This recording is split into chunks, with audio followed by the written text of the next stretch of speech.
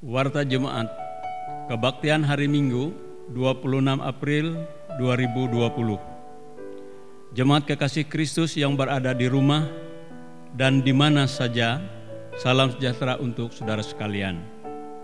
Mari kita memuji dan mengucap syukur atas kasih dan penyertaan Tuhan Yesus Kristus yang pada hari ini telah memberikan kesempatan kepada kita untuk beribadah hari Minggu di rumah kita masing-masing. Ibadah hari ini akan dipandu secara online sehubungan dengan kondisi kita pada saat ini. Pimpinan kebaktian dan pemberitaan firman Tuhan untuk minggu ini disampaikan oleh Bapak Pendeta Dharma Wisata Jibaen MTH. Liturgi yang digunakan, liturgi minggu keempat, Persi Darurat Musibah Corona, model rumah tangga. Diberitahukan bahwa untuk ibadah-ibadah selanjutnya akan ditetapkan dipandu secara online streaming di Facebook dan di YouTube dengan membuka video lengkap yang dibagikan ke WA Group Majelis Jumat dan grup lingkungan masing-masing.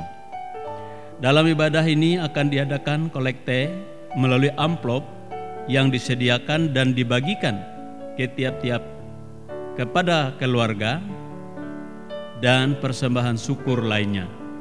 Kolekte persembahan dapat diserahkan secara mandiri ke kantor BPH Majelis Jumat GKI Bukit Hindu melalui Saudara Bendahara Rica Oktapianti setiap jam kerja Selasa sampai Sabtu pukul 8 sampai dengan pukul 11 waktu Indonesia bagian Barat, atau ke rekening Majelis Jumat GKI Bukit Hindu nomor 1000201 052462 Bank Kalteng dengan mengirimkan foto resi atau bukti penyetoran.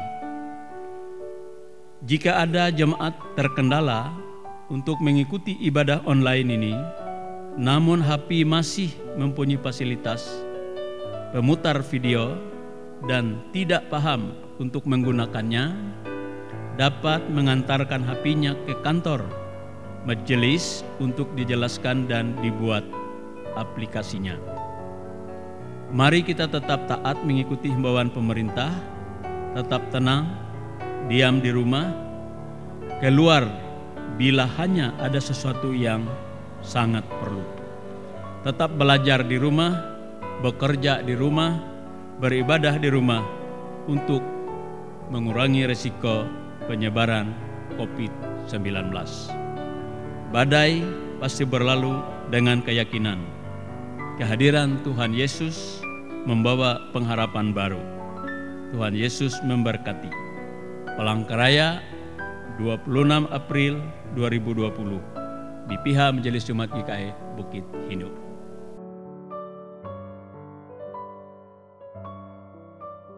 Jemaat yang dikasihi Tuhan Yesus Kristus, hari ini kita kembali melaksanakan ibadah minggu di rumah masing-masing. Kita percaya semua ini diperkenankan Tuhan agar kita dapat membangun persekutuan yang lebih akrab dengan Tuhan bersama anggota keluarga kita masing-masing. Kita juga yakin Tuhan hadir bersama kita, sebab di mana 2 atau 3 orang berkumpul dalam namaku, di situ aku ada di tengah-tengah mereka. Matius 18 ayat yang ke-20.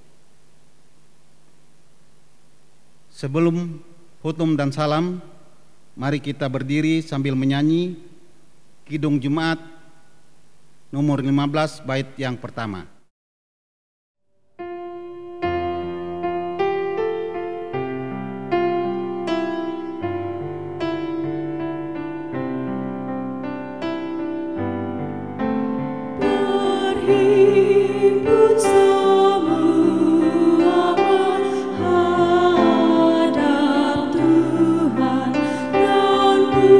Pujilah Dia.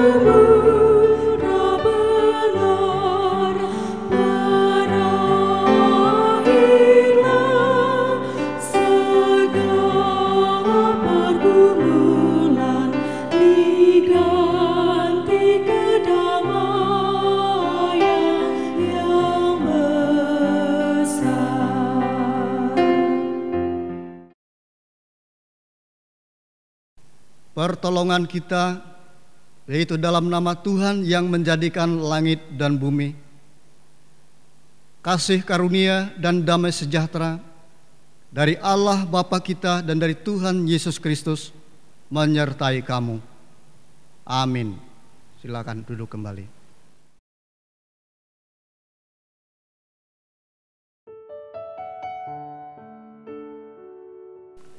Pengakuan dosa.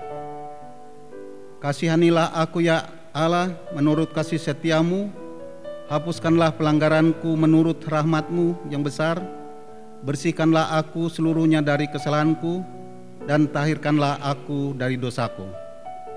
Biarlah aku mendengar kegirangan dan sukacita, biarlah tulang yang kau remukan bersorak-sorai kembali. Mazmur 51 ayat 2-4 dan ayat yang ke-19.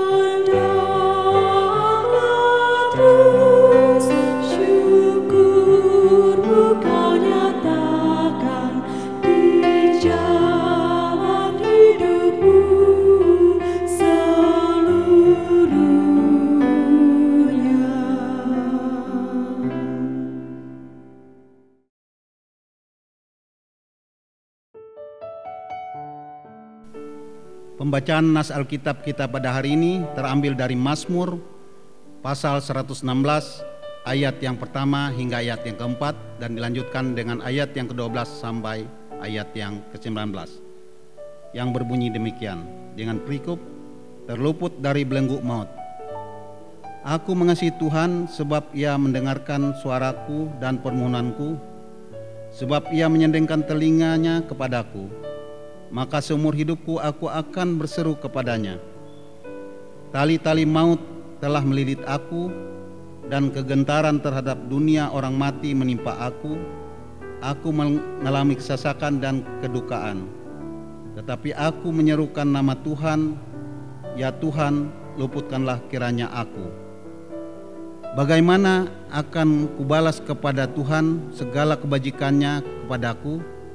Aku akan mengangkat piala keselamatan dan akan menyerukan nama Tuhan.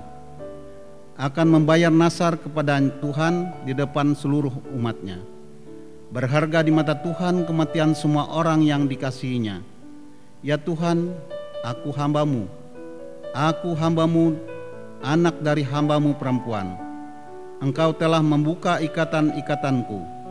Aku akan mempersembahkan korban syukur kepadamu, dan akan menyerukan nama Tuhan, akan membayar nasarku kepada Tuhan di depan seluruh umatnya, di pelataran rumah Tuhan di tengah-tengahmu, ya Yerusalem. Haleluya.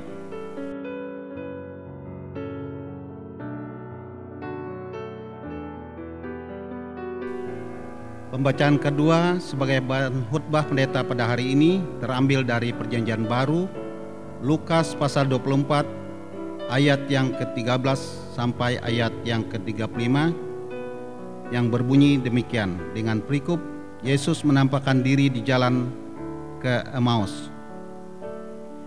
Pada hari itu juga 2 orang dari murid-murid Yesus pergi ke sebuah kampung bernama Emmaus yang terletak kira-kira 7 mil jauhnya dari Yerusalem, dan mereka bercakap-cakap tentang segala sesuatu yang telah terjadi. Ketika mereka sedang bercakap-cakap dan bertukar pikiran, datanglah Yesus sendiri mendekati mereka, lalu berjalan bersama-sama dengan mereka. Tetapi ada sesuatu yang menghalangi mata mereka, sehingga mereka tidak dapat mengenal Dia. Yesus berkata kepada mereka, "Apakah yang kamu percakapkan sementara kamu berjalan?"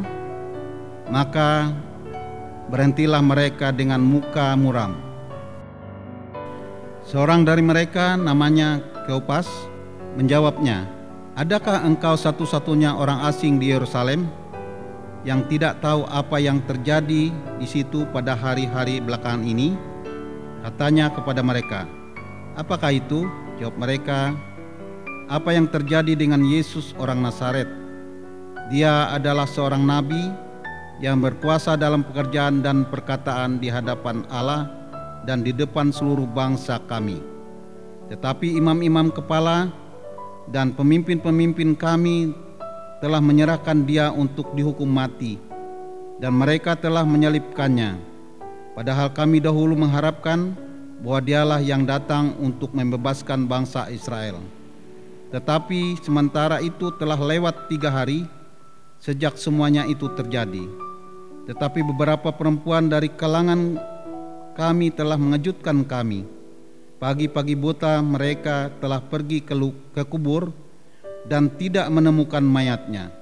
Lalu mereka datang dengan berita bahwa telah kelihatan kepada mereka malaikat-malaikat yang mengatakan bahwa ia hidup. Dan beberapa teman kami telah pergi ke kubur itu dan mendapati bahwa memang benar yang dikatakan perempuan-perempuan itu, tetapi dia tidak mereka lihat. Lalu ia berkata kepada mereka, "Hai kamu orang yang bodoh, betapa lambannya hatimu, sebab kamu tidak percaya segala sesuatu yang telah dikatakan para nabi.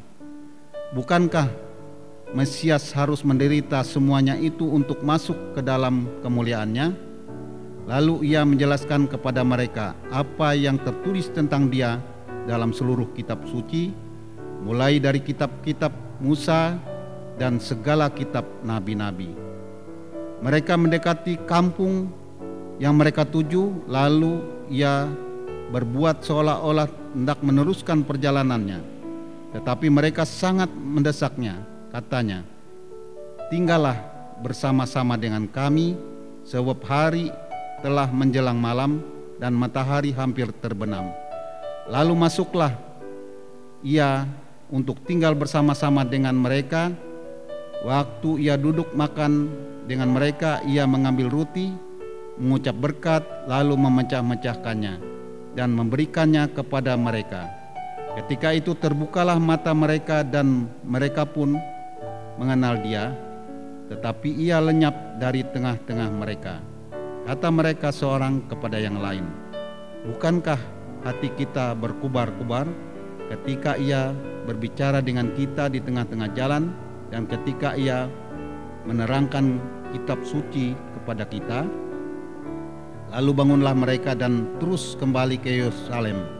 Di situ mereka mendapati ke-11 murid itu. Mereka sedang berkumpul bersama-sama dengan teman-teman mereka. Kata mereka itu, "Sesungguhnya Tuhan telah bangkit dan telah menampakkan diri kepada Simon." Lalu kedua orang itu pun menceritakan apa yang terjadi di tengah-tengah jalan dan bagaimana mereka mengenal dia pada waktu ia memecah-mecahkan roti. Demikian jauh pembacaan Alkitab. Yang berbahagia ialah mereka yang mendengar firman Allah dan yang memeliharanya. Amin.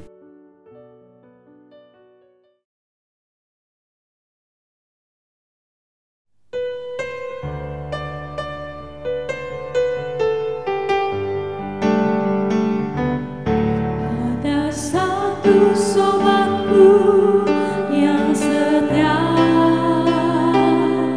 tak pernah dia tinggalkan diriku. Di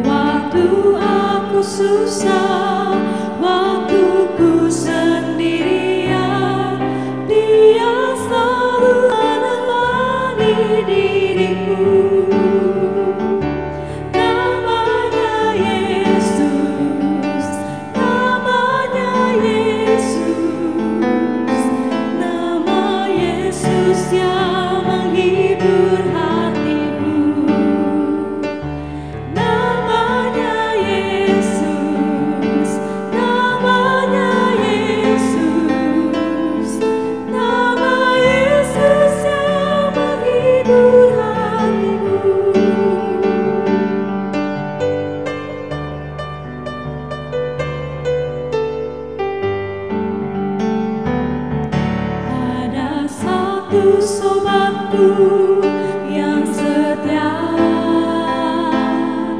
tak pernah dia tinggalkan diriku. Di waktu aku susah, waktuku sendirian, dia selalu menemani diriku. Namanya Yesus, namanya Yesus, nama Yesus yang menghibur hatiku. Namanya Yesus, namanya Yesus, nama Yesus yang menghibur hatiku. Namanya Yesus, namanya Yesus, nama Yesus yang menghibur hatiku. Namanya Yesus, namanya Yesus, nama Yesus yang menghibur hatiku.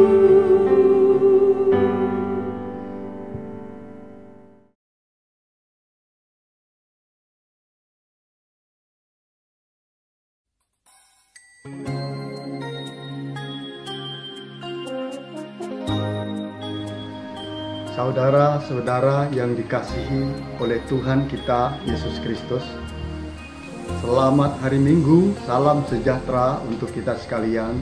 Salam. Hari ini kita masih beribadah di rumah kita masing-masing, dan firman Tuhan untuk kita diambil dari Injil Lukas pasal 24 ayat 13 sampai 35. Sebelum kita mendengarkan kebenaran firman Tuhan, baiklah kita bersatu hati di dalam doa. Kita berdoa. Ya Allah Bapa kami di dalam Yesus Kristus, kami bersyukur meski kami tidak layak di hadapan-Mu, namun Tuhan tetap memperkenankan kami untuk turut serta memberitakan kabar sukacita dan keselamatan daripada-Mu. Saat ini kami bersama-sama ingin belajar dari kebenaran firman Tuhan. Tolonglah kami semua agar dapat memahami firman ini dengan baik dan benar. Anugerahkanlah Roh Kudus-Mu kepada kami, agar pemberitaan firman-Mu dapat membangkitkan kembali semangat kami yang lesu dan memberikan pengharapan bagi kami yang berputus asa. Kiranya Roh Kudus juga menetapkan iman kami supaya dalam pergumulan hidup sekalipun, kami disiapkan untuk melakukan pekerjaan yang baik. Di dalam nama Tuhan Yesus Kristus kami berdoa. Amin. Saudara-saudaraku yang dikasihi di dalam Tuhan Yesus Kristus, setiap orang pasti pernah mengalami kemelut di dalam hidupnya. Saudara, menurut Kamus Besar Bahasa Indonesia, kemelut adalah suatu keadaan yang genting dan berbahaya, terutama yang berkaitan dengan penderitaan akibat suatu penyakit. Sebagai contoh, seperti apa yang sedang kita hadapi saat ini, yaitu ancaman wabah pandemi virus corona atau COVID-19. Tentu saja virus ini bisa menjadi kemelut apabila tidak dihentikan penyebarannya. Saudara-saudara, situasi yang kemelut bisa membuat pikiran kita kacau dan juga konsentrasi kita menjadi buyar, sehingga kita tidak fokus terhadap apa yang sedang terjadi di sekitar kita. Para murid juga mengalami situasi kemelut setelah peristiwa penyaliban Yesus. Mereka larut dalam perasaan takut, sedih dan putus asa, sehingga mereka tidak mengenal kehadiran Yesus, Sang Guru mereka. Saudara-saudaraku, bahkan Maria Magdalena yang kesehariannya sangat dekat dengan Yesus juga mengalami kemelut di dalam hatinya, sehingga ia tidak mengenal Yesus. Saat dia pagi-pagi benar bermaksud meminyaki jenazah Yesus. Dia panik dan takut. Dia cemas karena jenazah Yesus tidak berada di tempatnya. Maria tidak mengetahui bahwa Yesus telah bangkit. Tetapi kemelut di dalam pikirannya telah mengaburkan pandangan matanya, sehingga Yesus sendiri berbicara dengannya. Dikira penunggu taman di makam itu. Saudara-saudaraku yang dikasihi di dalam Tuhan Yesus Kristus, kini giliran dua orang murid yang sedang dalam perjalanan ke Emmaus. Lukas pasal 24 ayat 13 sampai 35 tadi mencatat bahwa dua orang murid ini tidak mengenal bahwa teman mereka berbincang di sepanjang perjalanan adalah Yesus sendiri. Kemelut dalam pikiran kedua murid menghalangi mata mereka untuk mengenal siapa teman berbicara mereka di sepanjang jalan. Tetapi saudara-saudara, setelah Yesus duduk di meja makan bersama mereka, Yesus mengambil roti, mengucapkan berkat, lalu memecah-mecahkannya dan memberikan kepada dua murid. Maka seketika itu terbukalah mata dua orang murid ini, dan mereka mengenal bahwa orang asing yang makan bersama dengan mereka adalah Yesus. Saudara-saudaraku yang dikasihi, disinilah kita melihat bahwa pengenalan kedua orang murid baru menjadi sempurna ketika mereka dapat duduk bersama pada satu meja perjamuan dengan Tuhan. Saudara-saudara, pengalaman iman yang sama juga akan dialami oleh setiap orang percaya ketika ia dapat duduk satu meja dalam perjamuan dengan Yesus Kristus. Kebersamaan dalam satu meja dengan Yesus dilambangkan dengan perjamuan kudus untuk mengenang peristiwa penebusan Yesus Kristus melalui kematian dan kebangkitannya. Saudara-saudara sidang jemaat, mengapa seorang baru mengenal Yesus secara sempurna di meja perjamuan? Pertama, karena merayakan perjamuan kudus berarti kita menegaskan kembali akan kehadiran Yesus Kristus di antara umatnya. Itu sebabnya perjamuan kudus tidak serta-merta sebagai obat penawar untuk menghapus dosa kita. Sebab setiap kali kita mengikuti perjamuan kudus, maka selain kita memberitakan kematian dan kebangkitan Tuhan Yesus Kristus, maka perjamuan kudus juga menjadi tanda bahwa Yesus hadir di tengah-tengah umatnya. Ia sedang duduk satu meja untuk menemani dan mengajarkan kita melalui kuasa Roh Kudus. Ketika kita bersatu dengan Kristus dalam perjamuan kudus, maka kita mesti mentaati dan melakukan segala perintahnya. Dan di dalam ketaatan akan perintah Yesus inilah ada pengampunan dosa di dalam namanya. Jadi saudara-saudara, seseorang akan beroleh pengampunan dosa kalau dia ada di dalam Kristus dan Kristus ada di dalam dia. Saudara-saudara, kemudian yang kedua, mengapa seseorang baru mengenal Yesus secara sempurna di meja perjamuan kudus? Karena saat mengadakan perjamuan kudus berarti kita mengundang Allah dalam tanda petik ke dalam kehidupan kita. Ketika dua murid tadi mendengar orang asing itu berkata-kata, maka sesuatu dalam hati mereka berubah. Perasaan kedua murid berdebar-debar. Perjalanan mereka tidak lagi diwarnai oleh keraguan-raguan. Karena itu orang asing itu tidak boleh dibiarkan lewat begitu saja. Ia harus diundang bermalam di rumah mereka. Dua orang murid itu berkata, "Tinggallah bersama-sama dengan kami, sebab hari telah menjelang malam dan matahari hampir terbenam." Perhatikan inti kalimat ini saudara-saudara. Tinggallah bersama-sama kami. Inilah suatu undangan. Orang yang berjalan tadi bersama dua orang murid, seakan-akan dia tidak ingin tinggal bersama-sama dengan mereka. Akan tetapi, dua orang murid ini minta dia singgah dan bermalam. Mereka mengundangnya untuk masuk ke dalam rumah dan makan bersama-sama dengan mereka. Saudara-saudara, mungkin kita sulit membayangkan bahwa perjamuan kudus adalah sebagai undangan kepada Yesus untuk tinggal bersama-sama kita. Yang lebih cenderung kita pikirkan adalah Yesuslah yang mengundang kita ke meja perjamuannya. Tetapi nas kita hari ini mengingatkan kita bahwa Yesus pun ingin kita mengundang Dia ke dalam rumah kita, agar Dia makan dan minum bersama-sama dengan kita. Saudara-saudara yang dikasihi, pandemi COVID-19 telah menyadarkan kita semua bahwa Yesus ingin kita mengundang Dia ke rumah kita. Kalau tidak ada undangan, Dia akan pergi terus ke tempat yang lain. Karena itu amat penting untuk kita sadari bahwa Yesus tidak pernah memaksakan dirinya kepada kita. Kalau kita tidak mengundangnya, Ia tetap sebagai orang asing. Ia lewat dari pintu hati dan rumah kita. Saudara-saudara yang kasih dalam Tuhan. Yang ketiga, mengapa seseorang baru mengenal Yesus secara sempurna di meja perjamuan? Karena saat mengadakan perjamuan kudus, berarti kita mewujudkan kedekatan dan keakraban kita bersama dengan Tuhan, di mana kita masuk ke dalam persekutuan dunia dan sekaligus persekutuan yang ilahi. Ketika Yesus masuk ke dalam rumah kedua orang murid tadi, rumah itu menjadi rumah Yesus sendiri. Tamu menjadi tuan rumah. Dia yang sebelumnya diundang sekarang ganti mengundang mereka dan berkata, "Marilah kamu semua yang letih lesu dan yang berbeban berat, aku akan memberikan kelegaan kepadamu."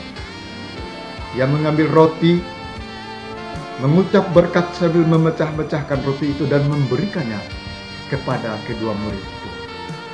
Dan seketika itu jugalah terbukalah mata kedua murid dan mereka pun mengenal Yesus.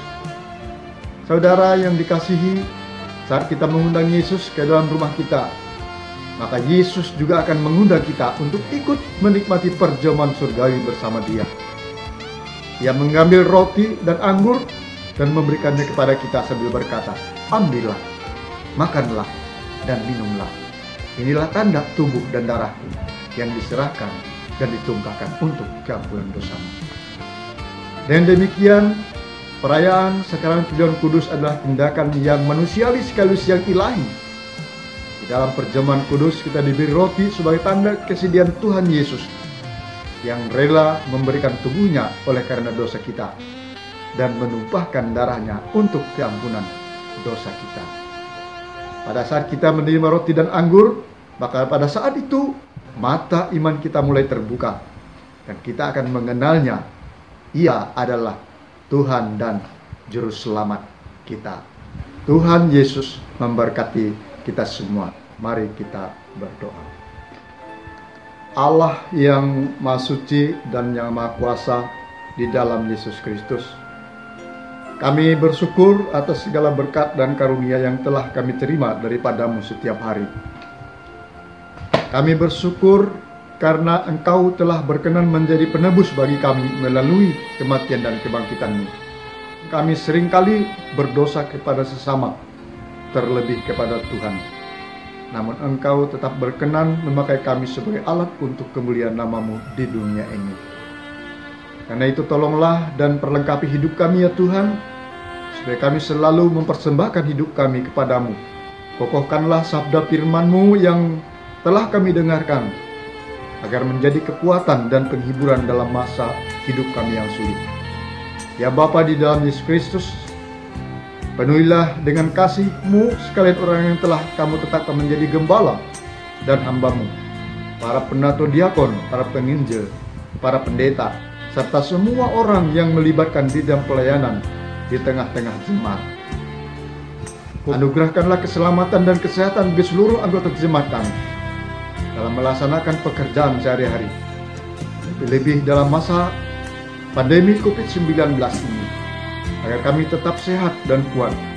Kami tetap menjaga jarak satu dengan yang lain, agar pandemi COVID-19 dapat berakhir segera. Limpahkanlah berkat-Mu melalui setiap pekerjaan kami masing-masing, agar di setiap berkat yang kami peroleh menjadi sumber sukacita dan damai sejahtera dalam keluarga kami. Kuatkanlah seluruh anggota jemaat kami yang lanjut usia, mereka yang sakit baik yang berada di rumah maupun di rumah sakit. dan pakailah kami semua sebagai alat di tangan-Mu, agar segala yang dikehendaki-Mu untuk kami perbuat dapat kami arahkan untuk kemuliaan nama-Mu.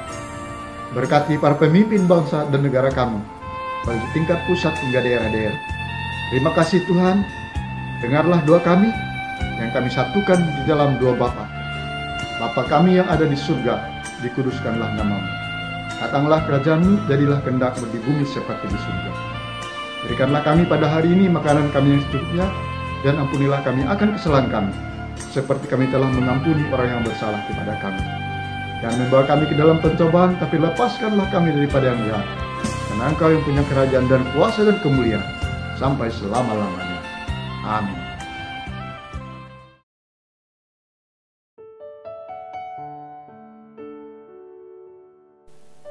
Sekarang ada kesempatan bagi kita untuk menyerahkan persembahan syukur sambil mengingat firman Tuhan.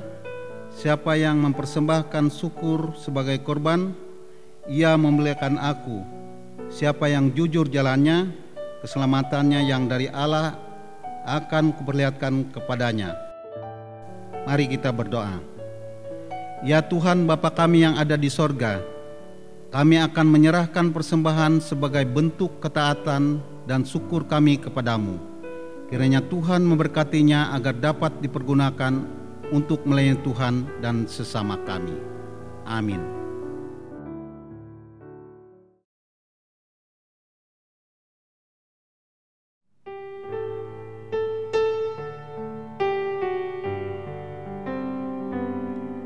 Uras Madia Panamialu Natari Minggu Hambe Angraina Leureanku Nasalindunglu Tari Mekasis Mahanyu Tuhanku Tuhu Paruna Ahililulu Buang lukumanyu kahalainku Hatiku sini mawi itu bujur Awasan nyari ahengku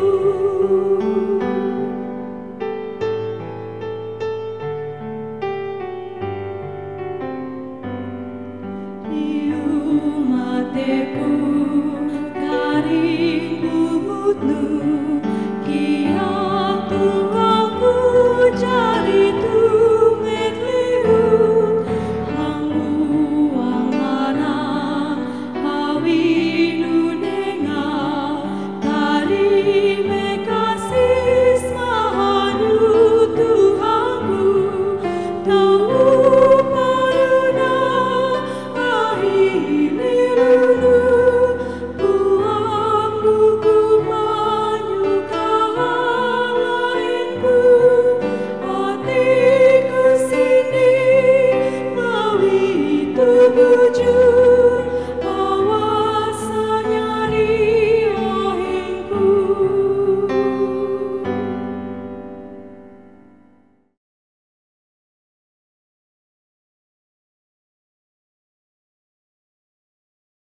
Pengakuan iman. Aku percaya kepada Allah Bapa yang Maha Kuasa, Halik langit dan bumi, dan kepada Yesus Kristus anak yang tunggal Tuhan kita, yang dikandung dari Roh Kudus, lahir dari anak darah Maria, yang menderita di bawah pemerintahan Pontius Pilatus, disalibkan, mati dan dikuburkan, turun ke dalam kerajaan maut. Pada hari yang ketiga bangkit pula dari antara orang mati, naik ke sorga, duduk di sebelah kanan Allah Bapa yang Maha Kuasa, dan akan datang dari sana untuk menghakimi orang yang hidup dan yang mati. Aku percaya kepada Roh Kudus, gereja yang kudus dan am, persekutuan orang kudus, pengampunan dosa, kebangkitan daging, dan hidup yang kekal.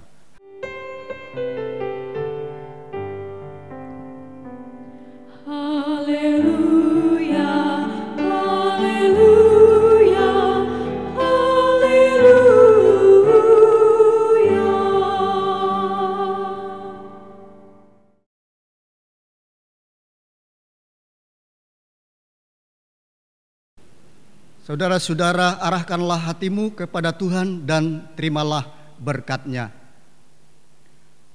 Tuhan memberkati engkau dan melindungi engkau.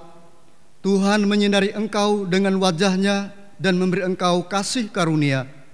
Tuhan menghadapkan wajah-Nya kepadamu dan memberi engkau damai sejahtera. Amin.